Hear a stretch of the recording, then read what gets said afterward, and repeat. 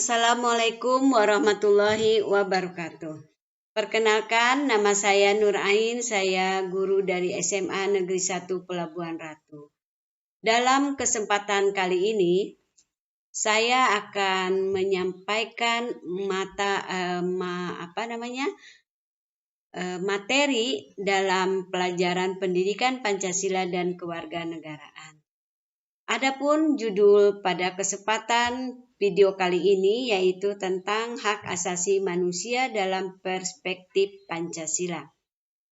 Sebagaimana diketahui dalam pasal 1 Undang-Undang Nomor 39 Tahun 1999 yaitu tentang hak asasi manusia.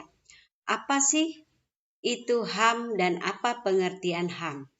Dalam undang-undang ini dijelaskan pengertian HAM yaitu merupakan seperangkat hak yang melekat pada hakikat dan keberadaan manusia sebagai makhluk Tuhan yang Maha Esa dan anugerahnya yang wajib dihormati, dijunjung tinggi dan dilindungi oleh negara, hukum pemerintahan dan setiap orang demi kehormatan serta perlindungan hak dan martabat manusia.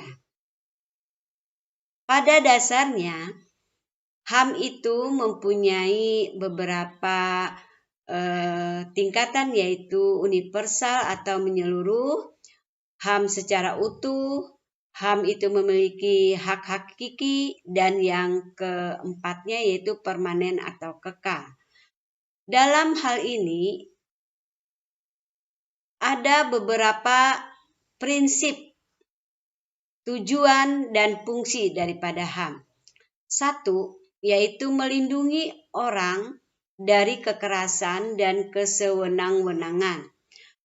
2, mengembangkan rasa saling menghargai antar manusia. Yang ketiga itu adalah mendorong tindakan yang dilandasi kesadaran dan tanggung jawab untuk menjamin bahwa hak-hak orang lain itu tidak dilanggar. Apa saja fungsi daripada HAM? Yaitu 1, membuat pemegang hak menjadi lebih berdaulat. Yang kedua, memperluas kepentingan. Dalam hal ini ada 2 pendapat mengenai prinsip HAM. Menurut Rona K.M. Smith mengatakan bahwa pada dasarnya prinsip HAM itu mengandung kesetaraan. Yang kedua, prinsip HAM itu mengandung atau tidak menerapkan diskriminasi atau perbedaan. Yang ketiga itu adalah mengandung prinsip kewajiban positif setiap negara. Nah, itu menurut Rona K.M. Smith. Sedangkan menurut Manfred Nowart bahwa prinsip universal, artinya HAM itu mengandung prinsip secara keseluruhan. Yang kedua itu prinsip ketergantungan, jadi dia tidak bisa berdiri sendiri, melainkan dia selalu mempunyai rangkaian atau rantaian dengan prinsip yang lainnya. Yang ketiga adalah prinsip yang tidak bisa terbagi. Jadi dia harus tadi seperti yang prinsip ketergantungan, dia harus menjalin atau terjalin dengan satu dan yang lainnya. Ada beberapa teori-teori tentang HAM. Yang pertama itu teori HAM tentang kodrati atau disebut natural right theory. Yang kedua yaitu teori hak positivisme. Yang ketiga teori relativisme atau cultural relativist theory. Nah, pada kesempatan kali ini kita akan membicarakan tentang HAM yang ada di Indonesia. Kenapa harus dibicarakan HAM yang ada di Indonesia? Sebab kita tinggal dan diam di negara Indonesia. Pada dasarnya, negara dan peraturan perundang-undangan yang ada di Indonesia itu memilah atau membuat HAM dalam dasar negara itu, sebagaimana kita ketahui bahwa Pancasila yang menjadi landasan dari negara kita itu sangat berperan penting dalam pelaksanaan HAM. Yang pertama yaitu sila pertama. Bagaimana keterkaitan HAM dalam sila pertama? Jadi pada dasarnya di sila pertama itu bahwa setiap warga negara atau setiap warga negara yang ada dan tinggal di Indonesia itu memiliki agama. Sebagai umat beragama, mereka tentu beribadah sesuai dengan agama yang dianutnya, karena kita tahu bahwa agama yang ada di Indonesia itu tidak satu, tapi ada 5. Sehingga negara membuka dan memberikan kesempatan dan menyuruh warga negaranya untuk menghargai warga negara yang berbeda-beda agama tadi dalam menjalankan ibadahnya. Keterkaitan sila kedua dengan HAM yaitu pengakuan manusia sebagai individu dan sebagai makhluk sosial. Sebagaimana kita ketahui, manusia pada dasarnya tidak bisa tinggal dan diam sendiri. Dia selalu membutuhkan manusia yang lainnya. Yang ketiga, yaitu sebagai artinya setiap warga negara itu mempunyai kedudukan dan kedudukan yang sama di depan hukum dan pemerintahan. Ini sangat jelas di dalam dasar negara kita udah dijamin dalam Undang-Undang Dasar 1945 bahwa tidak ada pembeda antara warga negara yang satu dan warga negara yang lainnya di depan hukum dan pemerintahan. Sehingga harus sama siapapun dia dan apapun pekerjaannya.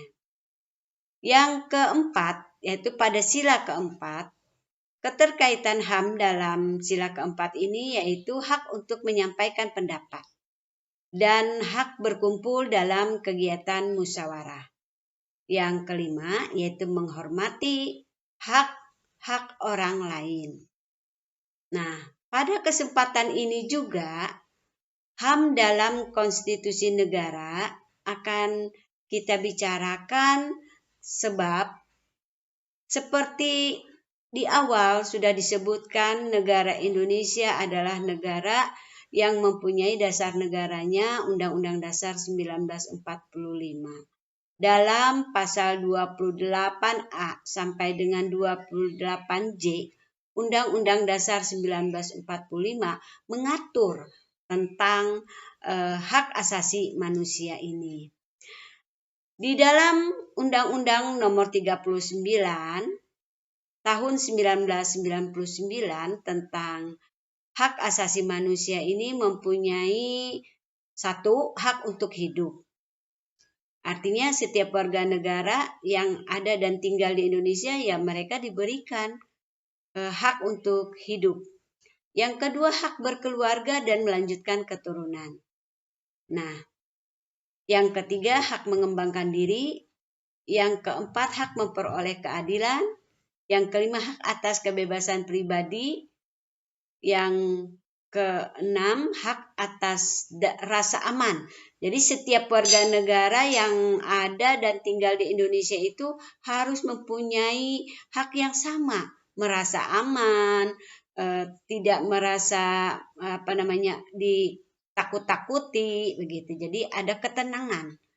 Yang ketujuh yaitu hak atas kesejahteraan, yang kedelapan hak turut serta dalam pemerintahan, dan yang ke-9 hak wanita, dan yang ke-10 hak anak. Jadi semuanya sudah sangat jelas diatur di dalam Undang-Undang Nomor 39 tersebut tentang apa saja sih hak-hak asasi manusia yang ada di Indonesia.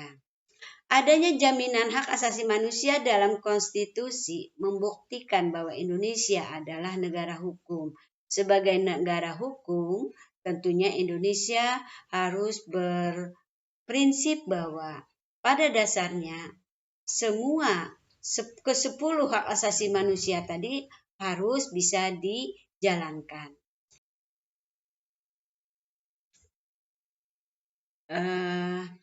Demikianlah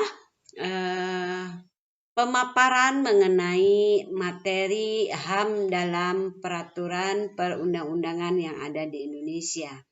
Mudah-mudahan bermanfaat untuk anak-anak sekalian dan untuk teman-teman sekalian juga apa yang disampaikan bisa ada manfaatnya.